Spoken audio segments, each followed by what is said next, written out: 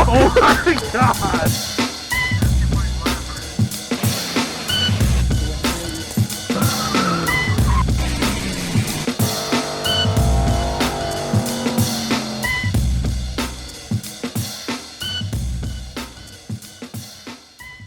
So we were just gonna go with a mechanical pump, but you know us, we change our minds all the time. So we returned that and we decided to pick up Mr. Gasket Pump. I know that some of you guys may not like these very much, but we've had really good experiences with them. We've used them on, honestly, probably a dozen vehicles and have never had an issue. And they're cheaper than the Holley Black pumps. I mean, not much, like 10 bucks, but still, 10 bucks is 10 bucks. So we're gonna use this really simple setup, just needs power and ground. It comes with its own little inline filter. Debating on putting it right down here, or let's see whichever way the flow goes, probably like that.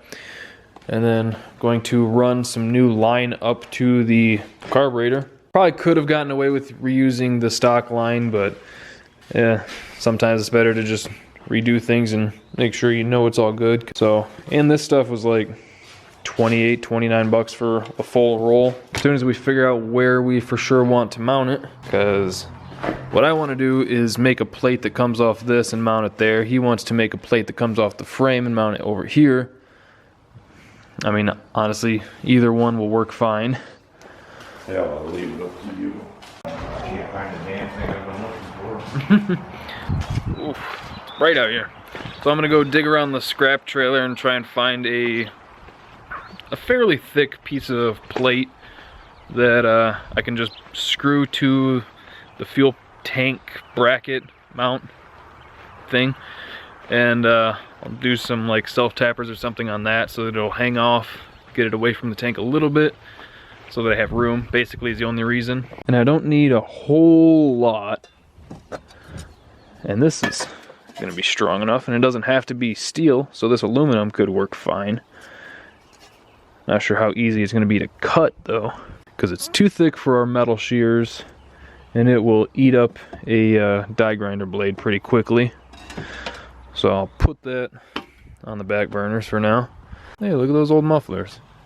I'm not seeing anything that's sticking out, making me go, yeah, that's it. So I think I am gonna have to use that chunk of aluminum. And it's pretty thick. It looks like it's almost an 1/8 inch thick. Yeah, I think we'll just do that. There's no reason to overcomplicate it. And it is pretty thick. Not quite an 1/8, but almost. Alright, so I was going to use this piece of aluminum.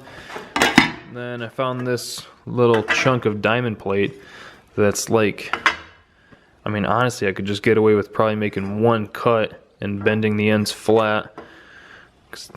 Although it'd make a pretty rad little skateboard. So I might use one of these.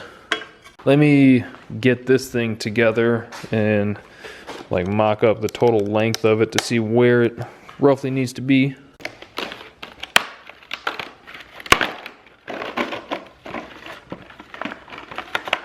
Looks like it might have been a return. Figure out whatever happened to those fucking gloves I bought to ride the bike with. Alright, so it's not going to be super intrusive, for lack of a better word. You know what I'm trying to say. It's not over the top. Bulky. It's not bulky. So it's gonna have to be about like this. See, I want those to line up, but that means that that'll be offset. Ha ha ha. What if I put it like that? That way it angles right up to the frame rail there, but it'd still have to, damn man, I don't know. So you want these as close to the bottom of the tank as possible so that it's easier on it, and you want it as close to the tank as you can get it. But I know, because we've used these so often and sometimes you just have to put them in weird spots, I know that if we put it like right there, just as an example, it would still work. So I know we could make it work there, but I just don't know how I want to do it. So I think I'm gonna play around with some different ideas and kind of see what I come up with, see if anything works out, see if anything looks good, works good. We'll see. All right, I got it figured out. I found some of the leftover steel that I used on the shifter plate, if you remember that, if you saw that video, and I ended up just welding it to the side of the frame. That way it's real close to just a straight shot into the fuel pump. It doesn't have to do like a weird S thing kind of over here, and it'll stop right about here, so that'll give me room to bend a line up into the frame rail and shoot it over. And yeah, of course I pulled the gas tank out before welding right next to it. Duh.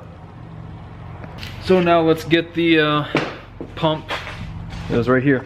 Let's get this kind of sat in place and see if that's still gonna work. It's like the perfect width for this thing. And this thing's, it's so solid, it's not moving anywhere. I was gonna weld this plate out here, but then it put this at like a weird S. So I sunk it on the side to try and keep that as straight as possible. And this thing's pretty damn solid. Yeah. So I think we're good there. So now I'm going to get that bolted up.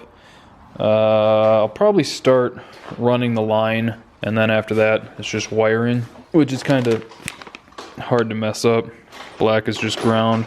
Red, we'll use the trigger wire for the stock fuel pump. Alright, now that everything's bolted in place and it's not going anywhere, you can see it's actually moving the truck, we can start on the wiring.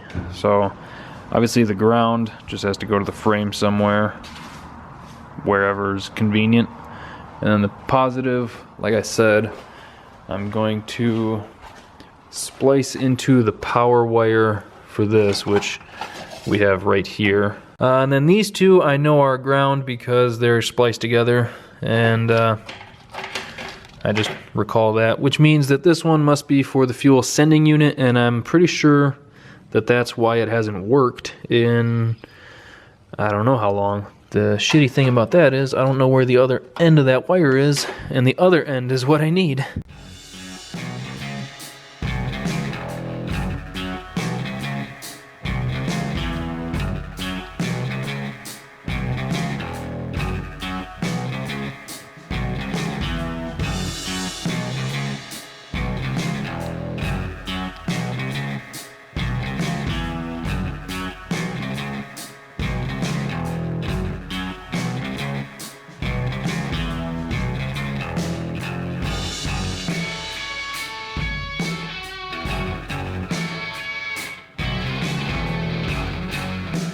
Alright, so now we need some new wire to run to the pump, and whenever you have rolls of wire like this, you measure it in arm lengths.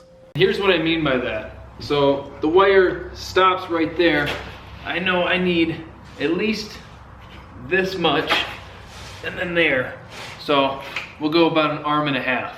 So there's 1.5. Ha, you guys thought I was joking, but look at this shit. Goes all the way through there, tucked under there, and then it comes out right at the end of the frame rail. Hell yeah. 1.5 arm lengths, told you. Alright, so the pump is all wired up. Right now I'm draining the gas tank. Sounds like it's just about empty. But I'm draining the gas tank. That way when I lift the truck up I can drop it and not spill gas all over myself because I cut the fill neck off. So yeah, I think I'm just not going to really worry about the sending unit right now. That's something that can be done later on. It's easy to get to. So as soon as that's done draining, which it almost looks like it is, as soon as that's done draining, I'm going to lift the bed up, push the truck back, drop the bed on it, and lift the truck up, get the tank dropped, start running the lines. Well, hopefully line. I'm hoping I can do it all in one piece and not have to cut it anywhere. At least that's the plan. You know how things go with plans around here.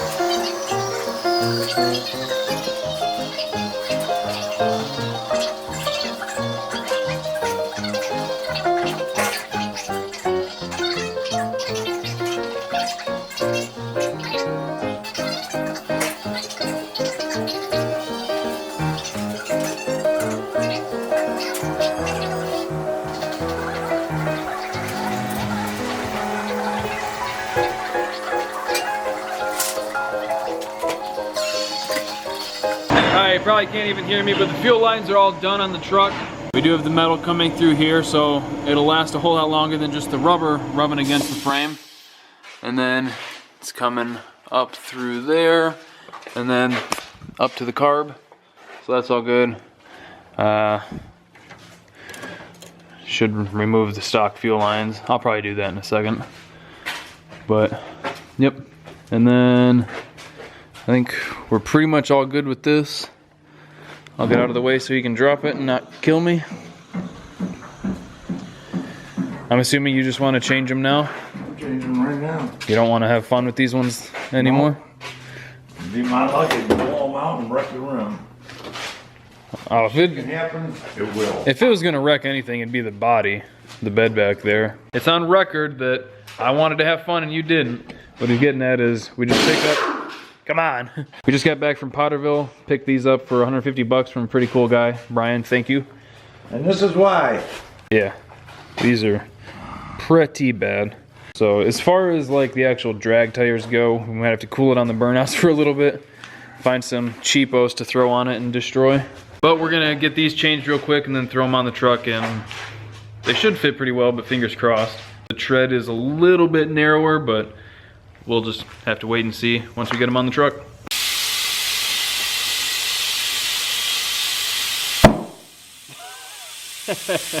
So I went to pick this up a second ago, and it's not that I'm like incredibly strong and handsome and smart, but this is just stupid light. As I almost fall over picking it up. Alright, got the tire on it. And boy, she's looking good. She's looking good. It's gonna be close. I think it'll still rub a little bit. We will see. It might not rub as much because it's a much smaller diameter tire. We're going from 30s to 28. So theoretically that's like an inch off the top. Might give us enough clearance. We might have to throw like a stock shackle in the back to lift it up a little bit. But again, we're just gonna have to wait until we get the other tire swapped over and bolted on, set the truck down. I gotta finish bolting the bed back on because I just noticed these two are still here. And then we'll drop it down, see how she's sitting. And hopefully we're good to rock and roll. Yeah, here, man, these tires are so much heavier. That's crazy. Yeah, there you can kind of see the difference. 30s, 28s. Struggling old man. Moment of truth.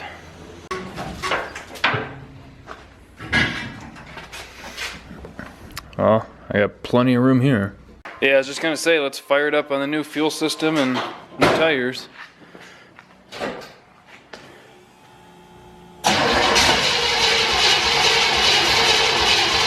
Pump it.